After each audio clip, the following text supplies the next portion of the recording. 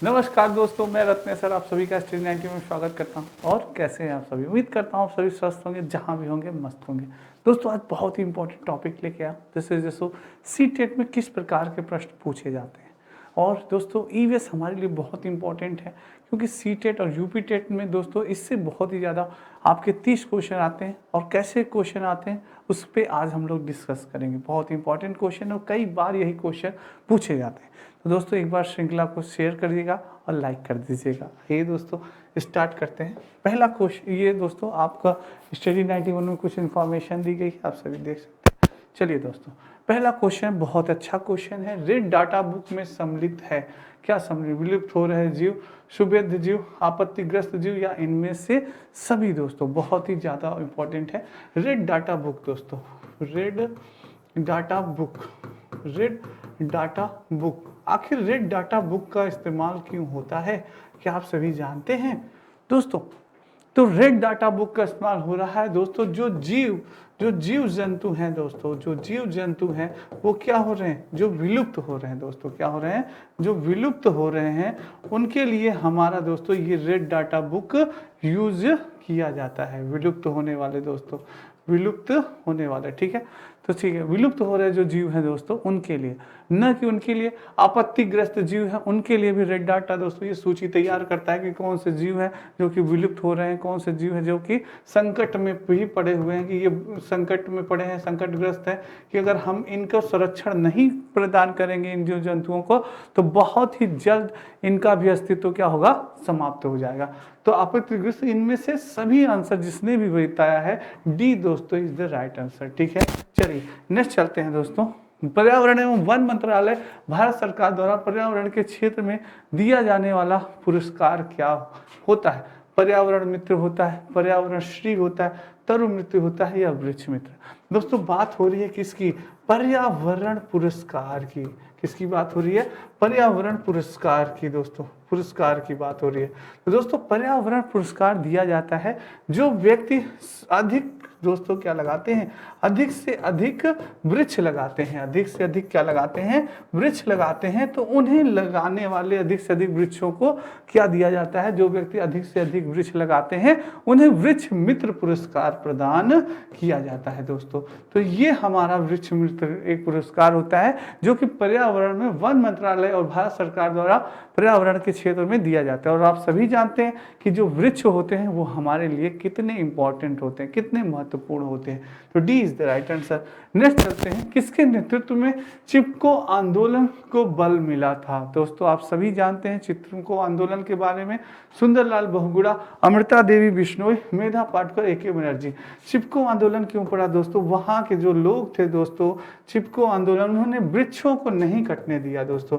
वृक्षों के कटने के लिए उन्होंने क्या किया, वो उस वृक्ष के साथ क्या हो गए, चिपक के खड़े हो गए। चिपक के खड़े हो गए कि अगर इन वृक्ष को काटेंगे तो उससे पहले आपको हमें काटना पड़ेगा, इसलिए इसका नाम पड़ गया चिपको आंदोलन। इस आंदोलन का नाम पड़ गया चिपको आंदोलन, जिसमें कि सबसे ज्यादा योगदान दिया आपके सुंदरलाल बहुगुणा जी ने। किसने? सुंदरलाल बहुगुणा जोशी जी ने। ये जिन बच्चों ने आंसर दिया है बिल्कुल सही आंसर दिया है। नेक्स्ट चलते हैं दोस्तों, एक अध्यापक मेधा पाटेकर व अमृता देवी बिश्नोई के योगदान पर बोल रहा है। क्योंकि दोनों का संबंध जल संरक्षण के आंदोलन से है, दोनों महिला सशक्तिकरण आंदोलन से संबंध है, दोनों के आंदोलन पर्यावरणीय मुद्दों पर है, दोनों ने चिपको आंदोलन को आगे बढ़ाया है। क्या आंसर होगा? बहुत ही अच्छा क्वेश्चन है, थोड़ा सा टेक्निकल क्वेश्चन है। हमारे देखते हैं कौन से बच्चे आंसर दे पाते हैं। बहुत अच्छा आंसर दीजिए जल्दी से दोस्तों। बात हो रही है कि एक अध्यापक है, कौन है? मेधा पाटेकर। और कौन से हैं? अमृता देवी जी हैं दोस्तों। बात किसकी हो रही है? बिश्नोई के योगदान पे। बिश्नोई दोस्तों योगदान, वो बिश्नोई के योगदान लोगों ने क्या किया था, उन्होंने दोस्तों वृक्ष का क्या किया था, वृक्षों को बचाया था दोस्तों। वृक्षों को कटने से दोस्तों उन्होंने बचाया था दोस्तों। पर्यावरण में दोस्तों उन्होंने योगदान दिया था। कई योगदान दोस्तों, कई आंदोलन थे जिसमें इन्होंने साथ दिया था, पर्यावरण से संबंधित आंदोलन। तो वो क्या होगा, तो दोनों के आंदोलन किससे संबंधित थे? पर्यावरण से संबंधित थे दोस्तों। तो C is the right answer, न कि वो, ठीक है। चलिए नेक्स्ट चलते हैं। ग्रीन मफलर संबंधित है मृदा प्रदूषण से, वायु प्रदूषण से, ध्वनि प्रदूषण, जल प्रदूषण से। हम सभी जानते हैं दोस्तों प्रदूषण दोस्तों हमारे विकास में, हमारे डेवलपमेंट में बात की जाए तो सबसे बड़ा दोस्तों दुश्मन या सबसे बड़ा रोड़ा कौन है? हमारा प्रदूषण है। और प्रदूषण के प्रकार आप सभी जानते हैं, जल प्रदूषण, ध्वनि प्रदूषण, मृदा प्रदूषण। जल, ध्वनि, मृदा दोस्तों और वायु प्रदूषण, ये हमारे प्रदूषण जो होते हैं वो सबसे खतरनाक होते हैं दोस्तों। इन्हीं प्रदूषण से हमसे प्रश्न बनता है। तो पूछा है ग्रीन मफलर संबंधित है, तो दोस्तों जो ग्रीन मफलर संबंधित होता है वो हमारे ध्वनि प्रदूषण से संबंधित होता है। और सभी जानते हैं कि ध्वनि की जो तीव्रता नापी जाती है किससे नापी जाती है?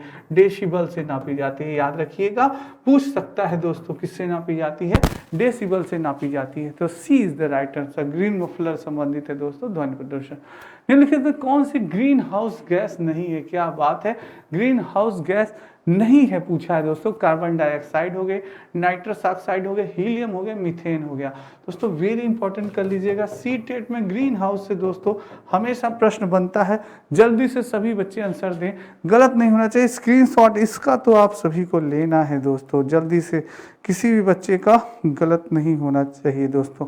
बहुत ही बढ़िया आंसर आ रहा है, बिल्कुल दोस्तों। हमारी जो ग्रीन हाउस है दोस्तों, जो हमारा ग्रीन हाउस होता है दोस्तों, इसमें सबसे ज़्यादा जो गैसें इंपॉर्टेंट हैं दोस्तों, गैस जो इंपॉर्टेंट होती हैं, कार्बन डाइऑक्साइड CO2 दोस्तों। कार्बन डाइऑक्साइड जो कि कौन छोड़ता है दोस्तों? CO2, यानी कि हम छोड़ते हैं, मनुष्य छोड़ता है। और हम लेते क्या है? हम ऑक्सीजन लेते हैं, कार्बन डाइऑक्साइड छोड़ते हैं दोस्तों। ठीक है, और कौन सी है? नाइट्रस ऑक्साइड दोस्तों, एंड नाइट्रस ऑक्साइड है दोस्तों। हीलियम दोस्तों नहीं है आपका, हीलियम नहीं होती है दोस्तों, मीथेन होती है। डी इज और क्या होती है? मीथेन। तो ये जो गैसें होती हैं दोस्तों, ये हमारी कौन सी होती हैं दोस्तों? आपकी ग्रीन हाउस गैस नहीं, हीलियम नहीं है दोस्तों, गैस नहीं है तो हीलियम नहीं होगी दोस्तों, मीथेन होती है, नाइट्रस ऑक्साइड होती है, कार्बन डाइऑक्साइड होती है। नहीं पूछा है तो हीलियम आपकी नहीं होती है दोस्तों। ठीक है, ये होती है, हीलियम नहीं होती है, मीथेन होती है दोस्तों। ठीक है, चलिए C is the wrong answer. Next चलते हैं दोस्तों। पृथ्वी पर पहुंचने से पहले ओजोन पर किन किरणों का अवशोषित करती है? दोस्तों आप सभी जानते हैं, जो हमारी पृथ्वी होती है, जो हमारी अर्थ होती है दोस्तों, इसे हम नीला ग्रह कहते हैं। क्या कहते हैं? नीला ग्रह भी इसे कहा जाता है। क्यों कहा जाता है? कभी आपने जाना कि इसे क्यों नीला ग्रह? क्योंकि इसमें दोस्तों जल सर्वाधिक मात्रा में पाया जाता है। जो जल होता है वो क्या होता है? वह सर्वाधिक मात्रा में पाया जाता है दोस्तों, जल। और इस पृथ्वी से दोस्तों हमारी कई परतें होती हैं दोस्तों, बनावटी होती हैं, जो कि हमारा अब होता है दोस्तों। ठीक है, तो जो पृथ्वी से दोस्तों, पृथ्वी में जो पहुंचने वाली जो ओजोन किरणें होती हैं दोस्तों, जो ओजोन किरणें होती हैं जो कि सूर्य से हमारे निकलती हैं। किससे? जो कि हमारे सूर्य से निकलती हैं दोस्तों, जो कि बहुत ही ज़्यादा क्या होती हैं?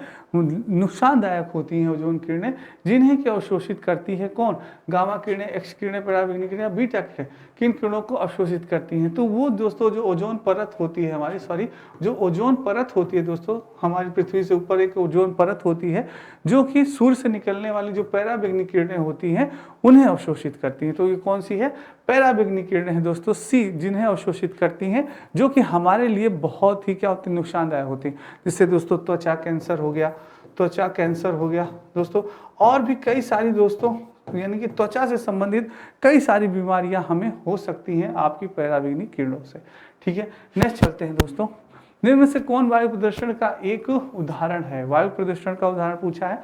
धुआं और कुहासा, वाहनों से निकलने वाली गैस, जलती हुई लकड़ी या चारकोल से निकली गैस, उपयुक्त सभी दोस्तों। वायु प्रदूषण का एक उदाहरण पूछा है दोस्तों, जल्दी से बताएं सभी बच्चे, गलत नहीं होना चाहिए दोस्तों। बहुत ही अच्छा दोस्तों, बहुत बढ़िया, किसी का गलत नहीं होना चाहिए, बिल्कुल सही दोस्तों। पूछा है एयर पोल्यूशन, यानी कि वायु प्रदूषण दोस्तों। एयर पोल्यूशन जो होता है दोस्तों, जो हमारे धुआं और कुहासा होते हैं, निकलते हैं, जो हमारे फैक्ट्रियों से निकलने वाले धुआं है दोस्तों, तो वो हमारे लिए क्या होते हैं, हानिकारक होते हैं। वाहनों से निकलने वाली गैस जो होती है वो भी हमारे लिए बहुत हानिकारक, और जलती हुई लकड़ी या चारकोल से जो निकलने वाली गैस होती हैं ये भी हमारे लिए हानिकारक होती है। यानी उपयुक्त सभी दोस्तों, D is the right answer. Next बात करते हैं दोस्तों कि कक्षा 5 के विद्यार्थियों को पर्यावरणीय चिंताओं के बारे में पढ़ाते समय निशा प्रदूषण पर अधिक बल देना चाहती है। वांछित उद्देश्यों को प्राप्त करने के लिए नीचे दिए गए क्रियाकलापों में कौन सा सर्वाधिक प्रभावी हो सकता है। आप एक शिक्षक हैं दोस्तों, शिक्षक है, वो कौन सी है शिक्षक, वो निशा नाम की एक शिक्षक है दोस्तों।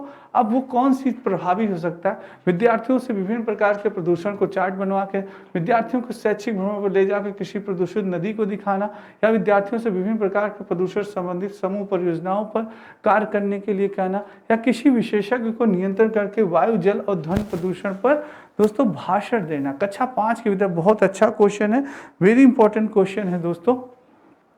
तो आप पढ़ाते समय प्रदूषण के बारे में पढ़ा रहे हैं तो अधिक बल आप देना चाहते हैं तो कौन सा कार्य करवाएं। बिल्कुल सही आपने आंसर दिया बच्चों ने, सी, विद्यार्थियों से विभिन्न प्रकार के प्रदूषण से संबंधित समूह परियोजनाओं पे उनके को क्या करेंगे, कार्य करने के लिए कहेंगे कि आप इस पे क्या करिए, कार्य करके लिए, तब बच्चे क्या करेंगे, सीखेंगे। बिल्कुल दोस्तों। नेक्स्ट है वायु प्रदूषण प्रकाश पढ़ाने के 4 अलग अलग विज्ञान शिक्षक 4 तरह का शिक्षण पद्धतियों का प्रयोग करते हैं। क्या पढ़ा रहे हैं, वायु प्रदूषण दोस्तों। निम्नलिखित कौन सी पद्धति सबसे ज्यादा उचित मानी जाएगी। विद्यार्थियों को वायु प्रदूषण पर वृत्त चित्र दिखाना, विद्यार्थियों से कहना कि वे दीपावली से पहले और बाद में वायु के नमूने इकट्ठे करके उनकी गुणवत्ता का अध्ययन करते हुए निष्कर्षों का सारणीकृत करें, और विद्यार्थियों को पाठ्य पुस्तक में प्रकरण का सस्वर पठन करने के लिए संकलन अर्थ स्पष्ट करना, और प्रकरण को पूरा के बाद अभ्यास में दिए गए सभी प्रश्नों का उत्तर लिखवाना। क्या होगा दोस्तों, बिल्कुल बी, जिन बच्चों ने आंसर दिया बिल्कुल सही। विद्यार्थियों से कहना कि दीपावली से पहले बाद में वायु के नमूने इकट्ठे करें और उनकी गुणवत्ता का क्या करें, अध्ययन करें। जब दोस्तों अध्ययन करेंगे, वायु के बारे में चीज ज्ञान प्राप्त करेंगे, तभी तो सीख पाएंगे, तभी तो जानेंगे कि हाँ क्यों वायु प्रदूषण हमारे लिए हानिकारक है। तो B is the right answer. Next चलते हैं दोस्तों, ये आपकी स्टडी 91 में दोस्तों कुछ पुस्तकें हैं, आप सभी देख सकते हैं, जो कि बहुत इंपॉर्टेंट है।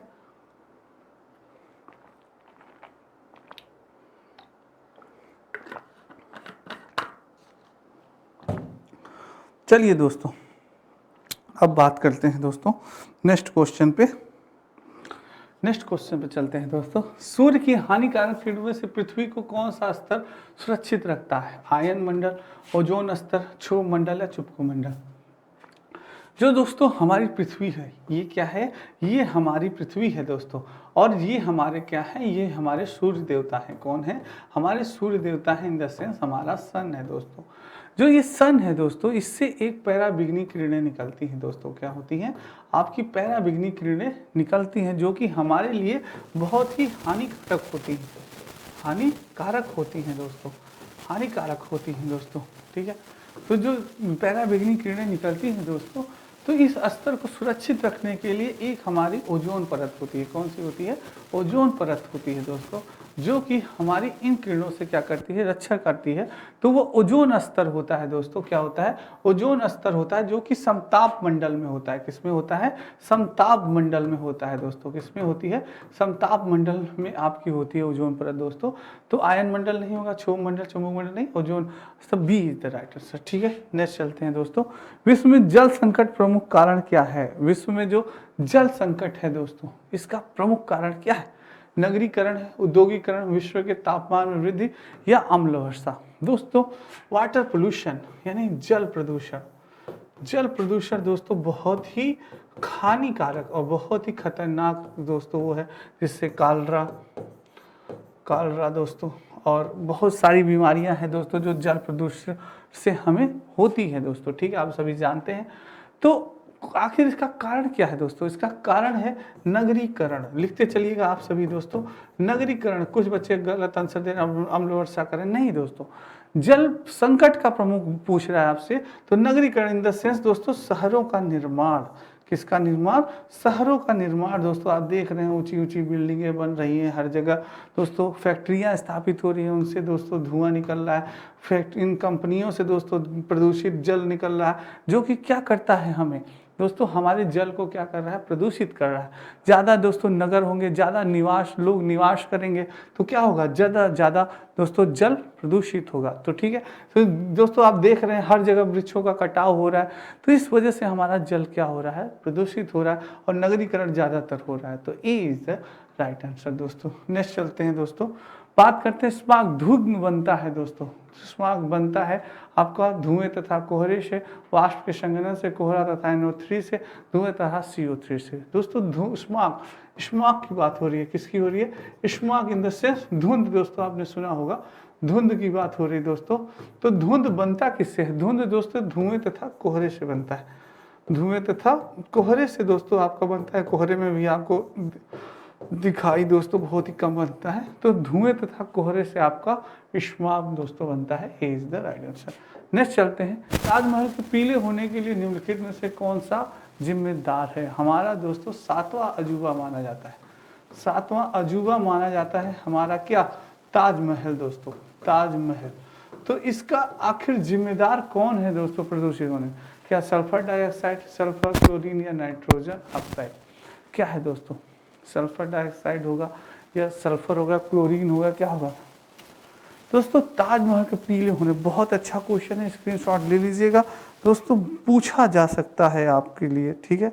क्या होगा दोस्तों, तो दोस्तों जो होता है ताजमहल के पीले होने का निम्नलिखित कारण होता है सल्फर डाइऑक्साइड। दोस्तों क्या होता है, सल्फर डाइऑक्साइड के कारण दोस्तों हमारा जो ताजमहल होता है वो क्या हो जाता है दोस्तों, हमारा पीला होता जा रहा है। जो कि हमारा ताजमहल दोस्तों क्या होता है, बहुत ही ज़्यादा सफ़ेद है, क्या है, बहुत ज़्यादा सफ़ेद है। आप सभी ने देखा है दोस्तों, बहुत ज़्यादा सफ़ेद है एकदम, यानी कि चमकता रहता है और प्रेम का प्रतीक माना जाता है। क्या माना जाता है दोस्तों, प्रेम का प्रतीक माना जाता है।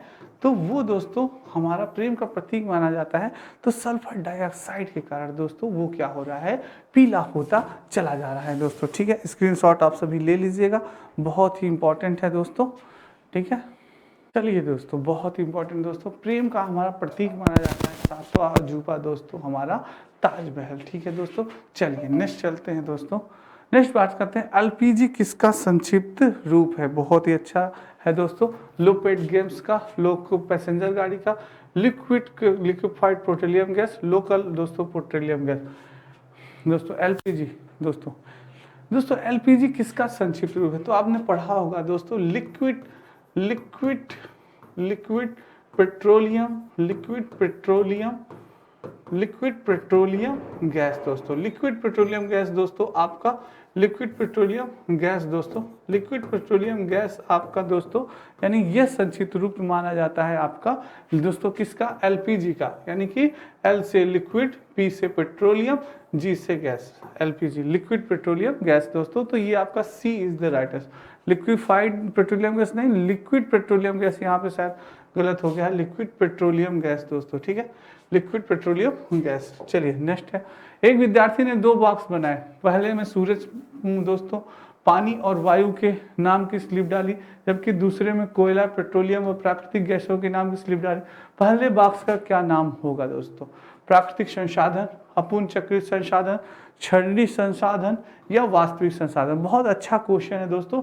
आपसे एक बच्चा क्या कर रहा है, प्रैक्टिकल वर्क कर रहा है, एक प्रैक्टिकल वर्क कर रहा है दोस्तों। एक बालक, उसने क्या किया, एक बॉक्स बनाया और उसमें क्या लिखा, सूरज, पानी और वायु।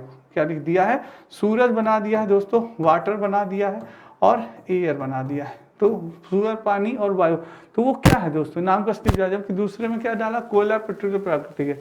तो पूछ रहा है पहले बॉक्स का नाम क्या होगा, तो पहले बॉक्स का नाम, जो सूरज है दोस्तों, पानी है, वायु है, ये हमसे किससे मिलते हैं, ये हमें प्राकृतिक से मिलते हैं दोस्तों। किससे है, नेचर से मिलते हैं, प्राकृतिक से। तो ये प्राकृतिक संसाधन है, ये होगा क्या सर, कितना ऐसा, बस थोड़ा सा घुमाया। ऐसे ही आपके सीटेट में क्वेश्चन दोस्तों बनते हैं, ऐसे ही आपको घुमाते हैं। बहुत आसान क्वेश्चन है, बस थोड़ा सा आपको प्रेजेंट ऑफ माइंड लगाना है दोस्तों। भारत में ठंडे रेगिस्तान मानसून से प्रभावित क्यों नहीं होते, क्या कारण है कि जो ठंडे रेगिस्तान होते हैं वो मानसून से प्रभावित नहीं होते। ठंडे रेगिस्तान हिमालय के विश्व छाया में होते हैं, ठंडे रेगिस्तान में हवा बहुत पतली कम होती है, ठंडे रेगिस्तान बहुत ऊंचाई पर होते हैं, ठंडे रेगिस्तान में गर्म गर्मियाँ और बेहद ठंडी सर्दियाँ होती हैं।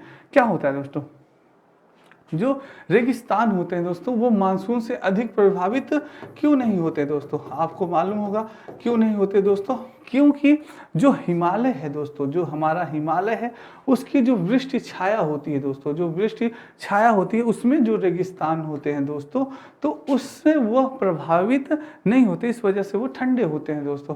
तो ए इज द राइट आंसर। जिन बच्चों ने ये बताया बिल्कुल सही बताया। नेक्स्ट चलते हैं, निम्न में से क्या पेट्रोलियम से प्राप्त नहीं होता है दोस्तों? इनमें से क्या पेट्रोलियम से प्राप्त नहीं होता दोस्तों? मोम नहीं प्राप्त होता, ग्रीस नहीं प्राप्त होता, कोयला नहीं प्राप्त होता, डीजल नहीं प्राप्त होता दोस्तों। क्या पेट्रोलियम से प्राप्त नहीं होता दोस्तों? बहुत ही इंपॉर्टेंट क्वेश्चन है, स्क्रीनशॉट ले लीजिएगा। देखिए कुछ बच्चे तुरंत गलत आंसर बता रहे हैं दोस्तों, कि गलत नहीं बताना है आपको, सही बताना है। मेरे सारे बच्चों को जल्दी से बताएं दोस्तों। बहुत बढ़िया, क्या बात है दोस्तों, चलिए बहुत बढ़िया। कह रहा है दोस्तों पेट्रोलियम से प्राप्त नहीं होता है। क्या प्राप्त होता है पेट्रोलियम से? हमें भाई मोम प्राप्त हो गया दोस्तों, हमें ग्रीस प्राप्त हो गया, हमें डीजल प्राप्त हो गया। पर दोस्तों कोयला जो होता है हमें लकड़ी से प्राप्त होता है। कोयला क्या होता है? हमें लकड़ी से प्राप्त होता है। पेट्रोलियम के उसमें नहीं आएगा। सी इज द राइट आंसर दोस्तों। ठीक है, चलिए नेक्स्ट चलते हैं। निम्न के कौन से कच्चे तेल पेट्रोलियम के उत्पादक हैं? गुजरात और तमिलनाडु, बिहार और बॉम्बे हाई, बॉम्बे पश्चिम बंगाल, असम और उड़ीसा। दोस्तों कच्चे तेल पेट्रोलियम कच्चे तेल के उत्पादक आपके कौन कौन से हैं? जल्दी से आप सभी आंसर देने का प्रयास करें। बहुत अच्छा क्वेश्चन है, स्क्रीनशॉट ले लीजिएगा दोस्तों। कौन कौन से हैं दोस्तों? बहुत ही बढ़िया दोस्तों, जल्दी से आंसर बताएं दोस्तों। ये दोस्तों इसको रहने दीजिए, ये वाला आंसर बताइए जरा। ये क्वेश्चन कुछ गलत लग रहा है, ये इसका आंसर दीजिए। वो क्वेश्चन कुछ गलत लग रहा है। गिर शेर परियोजना अवस्थित है दोस्तों। गिर शेर परियोजना आपकी कहाँ? गिरी शेर परियोजना दोस्तों, गिरी शेर परियोजना अवस्थित है गुजरात में है, महाराष्ट्र में, उत्तर प्रदेश में या मध्य प्रदेश में? गिरी शेर दोस्तों, जो गिरी शेर परियोजना है ना, गिरी शेर परियोजना दोस्तों, गिरी शेर परियोजना है, ये हमारे किंग राजा, जो जंगल का राजा नहीं होता, जो शेर, जो हमारा किंग है दोस्तों, किंग यानी कि जंगल का राजा, शेर, शेर से संबंधित है दोस्तों। शेर से बब्बर शेर के आरक्षण के लिए दोस्तों ये परियोजनाएं बनाई गई है, उसके आरक्षण के लिए। क्योंकि दोस्तों बहुत ही ज़्यादा बब्बर शेर का भी लोग क्या कर रहे थे? शिकार कर रहे थे। आपको मालूम होगा दोस्तों कि लोग शिकार क्यों करते हैं शेरों का? उनकी खाल के लिए, उनके दांतों के लिए दोस्तों, दांत के लिए शिकार करते हैं दोस्तों लोग। तो इसलिए उसको सुरक्षित रखने के लिए दोस्तों गिरी शेर परियोजना का वो किया गया।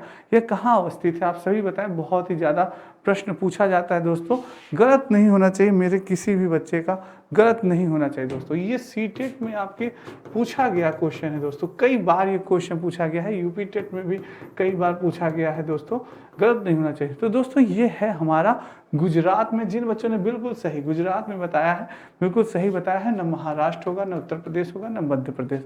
बहुत सही दोस्तों, स्क्रीनशॉट ले लीजिएगा। किसी भी बच्चे का मेरे गलत नहीं होना चाहिए दोस्तों। ठीक है, बहुत ही अच्छा क्वेश्चन है दोस्तों। गिरी शेर परियोजना अवस्थित दोस्तों। और एक चीज करिएगा, प्रैक्टिस सेट दोस्तों, जितना ज़्यादा से ज़्यादा हो जाए प्रैक्टिस सेट लगाते रहिएगा। कौन सा? प्रीवियस ईयर्स क्वेश्चन दोस्तों लगाते रहिएगा। प्रीवियस ईयर्स क्वेश्चन बहुत ही पुराना नहीं दोस्तों, बहुत पुराना आपको प्रीवियस ईयर्स क्वेश्चन नहीं लगाना है दोस्तों। 2022 और 23 दोस्तों, 2022 का ले लीजिए, 2021 का ले लीजिए दोस्तों, और बस प्रैक्टिस सेट लगाना स्टार्ट। 2021-22 लगाइए दोस्तों। 2021-22 अगर आप लगा रहे हैं तो भी आपके लिए बहुत ही ज़्यादा सफिशियंट है दोस्तों। उससे आपको दो फायदा होता है, एक आपका टाइम मैनेजमेंट, एक आपका दोस्तों टाइम मैनेजमेंट तैयार होगा, दूसरा आपका अच्छा खासा क्वेश्चन बैंक तैयार होगा। सोचिए दोस्तों, अगर एक दिन में आप 150 क्वेश्चन अटेम्प्ट कर रहे हैं, 150 क्वेश्चन ऐसे नहीं दोस्तों बस अटेम्प्ट किया भूल गए, नहीं, 150 क्वेश्चन कम से कम आपको 90% क्वेश्चन याद होने चाहिए। 90% क्वेश्चन क्या होने चाहिए? आपको याद होने चाहिए कि हाँ कोई कहीं से भी पूछे हम बता लेंगे दोस्तों। तो ये क्वालिटी होनी चाहिए, तब दोस्तों आपका कॉन्फिडेंस आएगा आपके अंदर। तब देखिए कैसे नहीं निकलता आपका सीटेट, कैसे नहीं निकलता यूपी टेट। तो प्रैक्टिस दोस्तों, practice makes perfect man.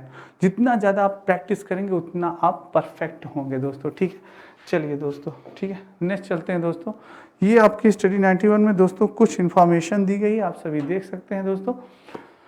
Screenshot ले सकते हैं दोस्तों आप सभी। तो दोस्तों उम्मीद करते हैं आज की क्लास आप सभी को बहुत ही अच्छी लगी होगी। तो दोस्तों एक बार लाइक और शेयर ज़रूर कर दीजिएगा और कल फिर मिलेंगे दोस्तों एक बहुत ही इंपॉर्टेंट टॉपिक के साथ। तब तक राधे राधे, जय श्री कृष्ण और जय हिंद दोस्तों।